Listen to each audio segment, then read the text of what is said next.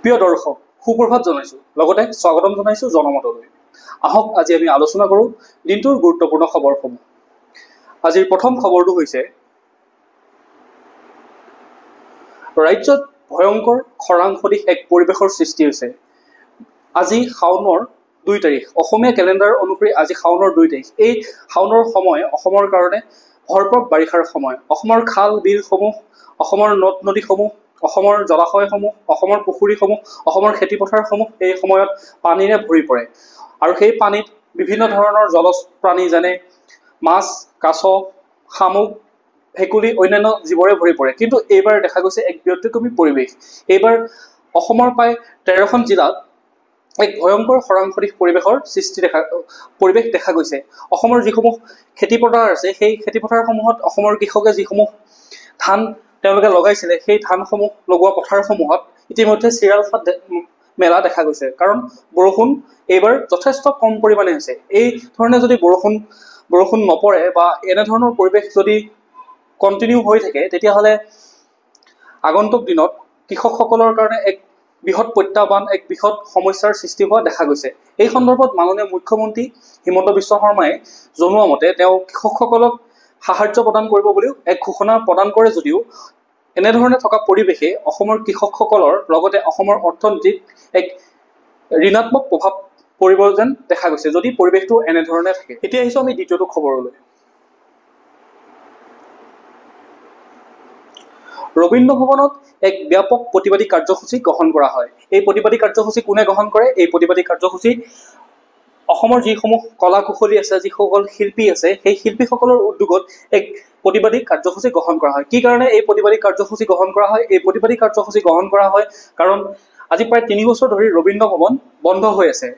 ৰবীন্দ্ৰ ভৱন যিহেতু শিল্পীসকলৰ বাবে শিল্পকৰ্মৰ চৰ্চাৰ এক প্ৰাণকেন্দ্ৰ। এই প্ৰাণকেন্দ্ৰ আজি বিগত 2-3 বছৰ ধৰি বন্ধ থকাৰ ফলত শিল্পীসকলে সেই ৰবীন্দ্ৰ ভৱনত শিল্পৰ তেওঁলোকে চৰ্চা কৰিব পৰা নাই। সেইকাৰণে তেওঁলোকে শৈল্পিক প্ৰতিবাদেৰে তেওঁলোকে চৰকাৰক অনুৰোধ জনায় যাতে অতি সোনকালে তেওঁলোকে চৰকাৰে ৰবীন্দ্ৰ ভৱনটো আগৰ দৰে শিল্পৰ চৰ্চাৰ কেন্দ্ৰ হিচাপে পুনৰ মুকলি কৰি দিবৰ বাবে অনুৰোধ জনায়। লগতে তেওঁলোকে দাবী কৰে যে ৰবীন্দ্ৰ ভৱনটো এক বৈজ্ঞানিকসন্মত পৰিকল্পনাৰে যাতে সংৰক্ষণ কৰে আৰু শিল্পীসকলে যাতে ইয়াতে শিল্প চৰ্চা কৰাৰ এক সুস্থ পৰিৱেশ, এক সুস্থ কেন্দ্ৰলৈ যাতে পৰিণত হয়, তাৰ কাৰণে তেওঁলোকে চৰকাৰৰ ওচৰত অনুৰোধ জনায়।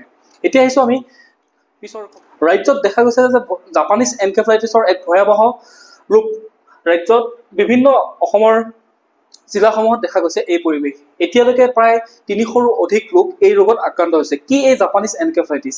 জাপানীজ এনকেফেলাইটিছ মানে হৈছে এনকেফেলাইটিছ এবিধ ভাইৰাছ।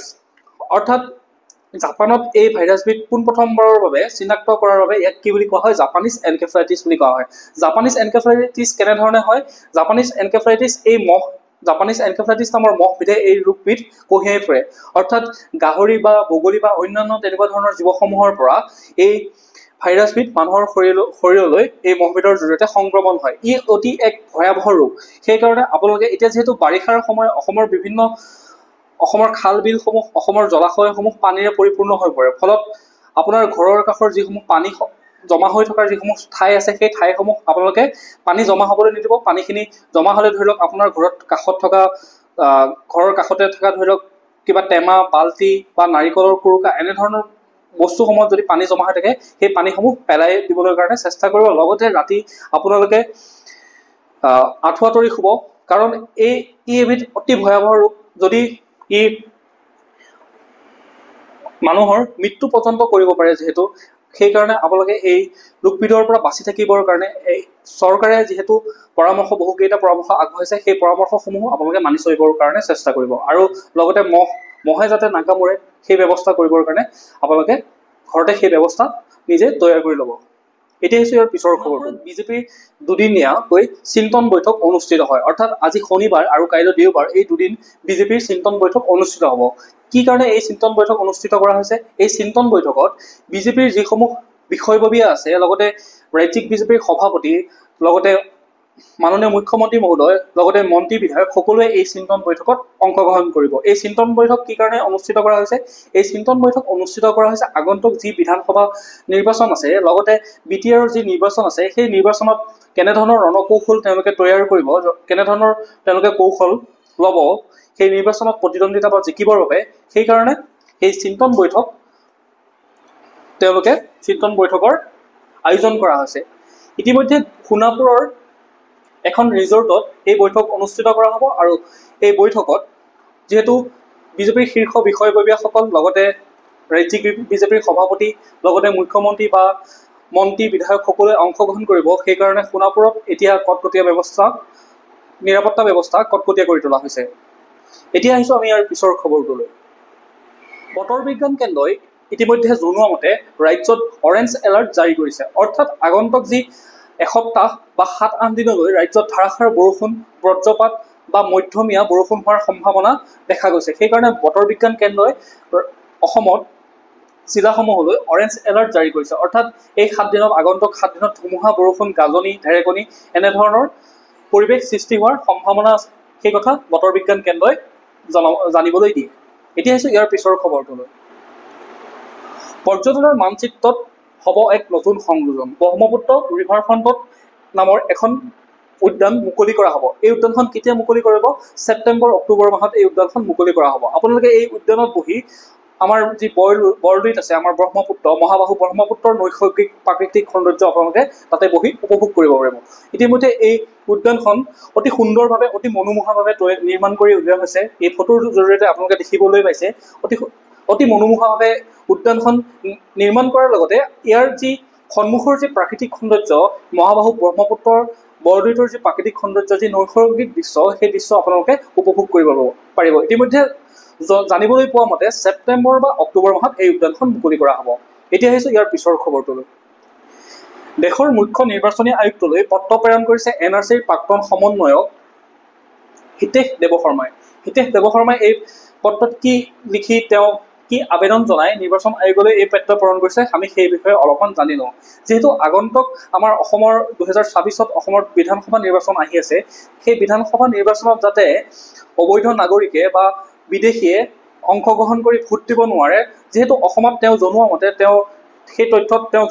70-80 লাখ ভোটাৰ যি বাংলাদেশী বা বিদেশী অসমত আছে, যাতে বিহাৰত যেনেধৰণে নিৰ্বাচন আয়োগে এক কঠোৰ ব্যৱস্থা লৈছে যাতে বিদেশী ব্যক্তিয়ে বা অবৈধ নাগৰিকে এই ভোট গ্ৰহণত অংশগ্ৰহণ কৰিব নোৱাৰে, ঠিক সেইদৰে অসমতো এক ইলেকশ্যন কমিশ্যনে তেনেধৰণৰ এক কঠোৰ ব্যৱস্থা যাতে গ্ৰহণ কৰে আৰু সেই গ্ৰহণ কৰা ব্যৱস্থাৰ ফলত যাতে অসমত আগন্তুক যি বিধানসভা নিৰ্বাচন আছে সেই নিৰ্বাচনত অবৈধ নাগৰিকে বা বিদেশী নাগৰিকে ভুৱা কাগজ পাতিৰে তেওঁলোকে যাতে ভোট গ্ৰহণ বা ভোট দিব নোৱাৰে, সেই ব্যৱস্থা কৰাৰ মানসেৰে তেওঁ নিৰ্বাচন আয়োগলৈ এখন পত্ৰ প্ৰেৰণ কৰে।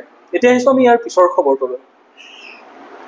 চলিত বিত্তবৰ্ষৰ প্ৰথম ত্ৰৈমাসিকক স্মাৰ্টফোনৰ ৰপ্তানিয়ে কৰিছে বিশ্ব অভিলেখ, অৰ্থাৎ এপলে এইবাৰ অভিলেখ সৃষ্টি কৰিছে। এপলে প্ৰায় 70% স্মাৰ্টফোন অৰ্থাৎ $5 বিলিয়ন অধিক মূল্যৰ। 5 বিলিয়ন মানে আপুনি যদি ইয়াক ভাৰতীয় টকাৰ হিচাপত যদি আপুনি চায়, তেতিয়াহ'লে প্ৰায় 43,000-44,000 টকাৰ এক আইফোনৰ এক বৃহৎ ৰপ্তানি কৰে, যাৰ পৰিমাণ হৈছে 70%তকৈ অধিক। এতিয়া আহিছোঁ ইয়াৰ পিছৰ খবৰটোলৈ।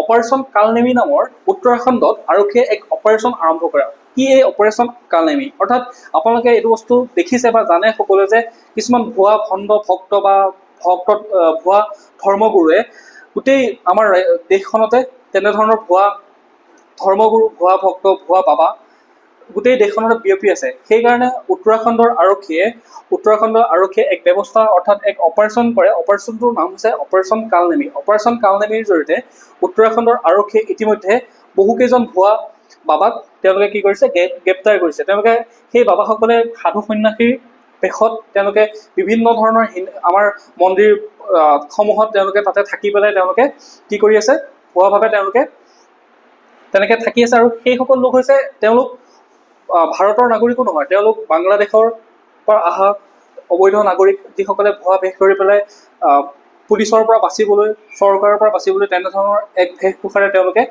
বৰ্তমান আমাৰ যিসমূহ ভাৰতৰ মন্দিৰসমূহ আছে সেই বিশেষকৈ উত্তৰাখণ্ডৰ সেই মন্দিৰসমূহত তেওঁলোকে বাস কৰি আছে। সেইকাৰণে উত্তৰাখণ্ডৰ আৰক্ষীয়ে উত্তৰাখণ্ডৰ মুখ্যমন্ত্ৰীৰ নিৰ্দেশত এই অপাৰেশ্যন কালনেমী নামৰ এক অপাৰেশ্যন আৰম্ভ কৰে। ইয়াৰ পিছৰ খবৰটোলৈ চৰকাৰক শীঘ্ৰে সিদ্ধান্ত বাতিলৰ দাবীত অনুসূচিত জাতিৰ 12টাকৈ সংগঠনে মানে চৰকাৰক দাবী জনায়।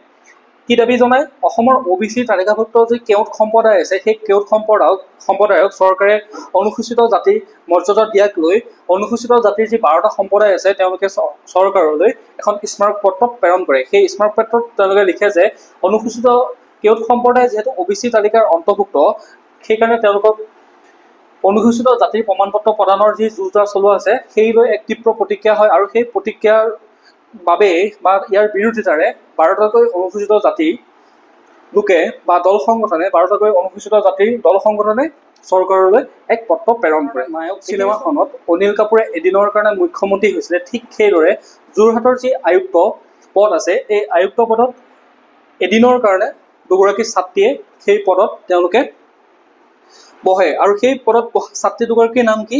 এগৰাকীৰ নাম হৈছে সংসিতা বৰুৱা, আনগৰাকী হৈছে গীতাশ্ৰী শৰ্মা। সংসিতা বৰুৱা হৈছে হাই ছেকেণ্ডেৰীত তেওঁ পঢ়ি আছে আৰু যিগৰাকী গীতাশ্ৰী শৰ্মা তেওঁ স্নাতকোত্তৰ বৰ্ষৰ এগৰাকী ছাত্ৰী। আৰু তেওঁলোকে এইখনত কেনেকৈ বহিব পাৰে? বেটী বচাও বেটী পঢ়াও যি আন্দোলন এক চৰকাৰৰ এক কাৰ্যসূচী আছিলে, বেটী বচাও বেটী পঢ়াও, এই কাৰ্যসূচীৰ অধীনত শিশু কল্যাণ বিভাগৰ দ্বাৰা আয়োজিত এদিনৰ জিলা আয়ুক্ত হিচাপে এক শীৰ্ষক ৰচনা প্ৰতিযোগিতা অনুষ্ঠিত কৰা হৈছিলে। এই ৰচনা প্ৰতিযোগিতাত এই দুগৰাকী ছাত্ৰীয়েও অংশগ্ৰহণ কৰিছিলে আৰু এই ছাত্ৰী দুগৰাকীয়ে এই ৰচনা প্ৰতিযোগিতাত তেওঁলোকে শীৰ্ষস্থান দখল কৰিবলৈ সক্ষম হয়। তাৰ ফলত যোৰহাটৰ যি জিলা আয়ুক্ত কাৰ্যালয় আছে সেই জিলা আয়ুক্ত কাৰ্যালয়ে তেওঁলোকক সেই শীৰ্ষস্থান দখলৰ পুৰস্কাৰ স্বৰূপে এদিনৰ বাবে তেওঁলোকক যোৰহাট জিলাৰ আয়ুক্তৰ যি আসন আছে তাত তেওঁলোকক বহাৰ অনুমতি প্ৰদান কৰে। এতিয়া আহিছোঁ ইয়াৰ পিছৰ খবৰটোলৈ। বিজেপিৰ বশিষ্ঠস্থিত যি ৰাজ্যিক বিজেপিৰ যি কাৰ্যালয় আছে এই কাৰ্যালয় ভাঙি দিম বুলি দাবী কৰে অসম প্ৰদেশ কংগ্ৰেছ কমিটিৰ মুখপাত্ৰ ৰিতম সিং নামৰ ব্যক্তিজনে। অসম প্ৰদেশ কংগ্ৰেছৰ মুখপাত্ৰ ৰিতম সিঙে তেওঁ কয় যে বিজেপিয়ে এই কাৰ্যালয়ত থকা যিখিনি মাটি আছিলে এই মাটিখিনি অবৈধভাৱে চৰকাৰী যি ভূমি আছিলে তাক তেওঁলোকে মানে নিয়ম বহিৰ্ভূতভাৱে সেই মাটিখিনি তেওঁলোকৰ নিজৰ নামত কৰি পেলাই এই কাৰ্যালয় নিৰ্মাণ কৰিছে। তেওঁ কৈছে যে কংগ্ৰেছ যদি শাসনলৈ আহে তেতিয়াহ'লে তেওঁলোকে হেনো বিজেপিৰ এই যিটো বশিষ্ঠস্থিত যিটো কাৰ্যালয় আছে এই কাৰ্যালয়টো সেইটো বুলডোজাৰে ভাঙি দিব, এনেধৰণে তেওঁ সংবাদ মাধ্যমৰ ওচৰত দাবী কৰে। আৰু এই ফটোখন হৈছে তেওঁ ফেচবুক পোষ্টৰ পৰা লোৱা এখন ফটো। তেওঁ এই ফটোখন দি পেলাই তাতে তেওঁ সেইদৰে লিখে। এতিয়া আহিছোঁ ইয়াৰ পিছৰ খবৰটোলৈ। পিঅ'কেত মুকলিমূৰীয়াকৈ বিচৰণ দুৰ্ধৰ্ষ সন্ত্ৰাসবাদী মাছুদ আজাহাৰৰ। এই মাছুদ আজাহাৰ হৈছে জয়শ মহম্মদৰ মুৰব্বী মাছুদ আজাহাৰ আৰু এই মাছুদ আজাহাৰে হৈছে পাহালগামৰ যি সন্ত্ৰাসবাদীৰ যি বৰ্বৰ আক্ৰমণ আছিলে সেই বৰ্বৰ আক্ৰমণৰ এইজনে হৈছে মাষ্টাৰ মাইণ্ড। ইয়াৰ লগতে ভাৰতবৰ্ষত ইয়াৰ আগতেও ঘটা বহুকেইটা সন্ত্ৰাসবাদী ঘটনাৰ মাষ্টাৰ মাইণ্ড হৈছে মাছুদ আজাহাৰ। এই মাছুদ আজাহাৰ পাকিস্তানে যিহেতু মিছাৰ ওপৰত মিছা কথা তেওঁলোকে কয়, প্ৰতিটো কথাই তেওঁলোকে উপস্থাপন কৰে। তেওঁলোকৰ মন্ত্ৰী, তেওঁলোকৰ সংসদ, তেওঁলোকৰ উচ্চ শীৰ্ষ বিষয়াসকলে প্ৰতিটো কথা তেওঁলোকে মিছা কথাই মাতে। তেওঁলোকে কয় যে মাছুদ আজাহাৰ তেওঁলোকৰ পাকিস্তানত নাই, মাছুদ আজাহাৰ বৰ্তমান আফগানিস্তানত আছে। কিন্তু ভাৰতীয় চোৰাংচোৱাই মাছুদ আজাহাৰৰ এখন ফটো মুকলি কৰে য'ত মাছুদ আজাহাৰক দেখা যায় যে পিঅ'কেত তেওঁ মুকলিভাৱে বিচৰণ কৰি আছে আৰু পাকিস্তানৰ যি চৰকাৰী বাসগৃহ আছে, পাকিস্তানৰ যি গেষ্ট হাউচ আছে সেই গেষ্ট হাউচত তেওঁ ঘূৰি ফুৰা এক ছবি, এখন ফটো ভাইৰেল হৈ পৰে। আৰু ইয়াৰ মানে পিঅ'কেত মাছুদ আজাহাৰ ঘূৰাৰ লগে লগে এক চিন্তাৰ কাৰণ হয়, কিয়নো ভাৰতবৰ্ষত পুনৰ সন্ত্ৰাসবাদী তেনেকুৱা আক্ৰমণ ঘটাৰ পৰিকল্পনা কৰিছে নেকি, এনেকুৱা ধৰণৰ এক সম্ভাৱনা আহি পৰা দেখা যায়। ইয়াৰ পিছৰ খবৰটোলৈ। পাইকানত আৰক্ষী বনকৰ্মীক আক্ৰমণ কৰা এতিয়ালৈকে 21জন দুৰ্বৃত্তক আটক কৰা হয়, অৰ্থাৎ গ্ৰেপ্তাৰ কৰা হয়। পাইকানত ইতিমধ্যে মই কালি বাতৰিত আপোনালোকক কৈছিলোঁ যে দুৰ্বৃত্তক কৰায়ত্ব কৰা হৈছে, তেওঁলোকক গ্ৰেপ্তাৰ কৰা হৈছে। বৰ্তমান আৰু 11জনক কি কৰা হয়, তেওঁলোকক গ্ৰেপ্তাৰ কৰা হয়। টোটেল এতিয়ালৈকে 21জন দুৰ্বৃত্তকাৰী অৰ্থাৎ দুৰ্বৃত্ত আটক হৈছে। লগতে গোৱালপাৰাৰ খিলঞ্জীয়া লোকসকলে কয় যে পাইকান এতিয়া বেদখলমুক্ত হৈছে। আগৰ যি পাইকান এটা সেউজীয়া পৰিৱেশ, গছ গছনিৰে পৰিপূৰ্ণ এটা পৰিৱেশ আছিলে।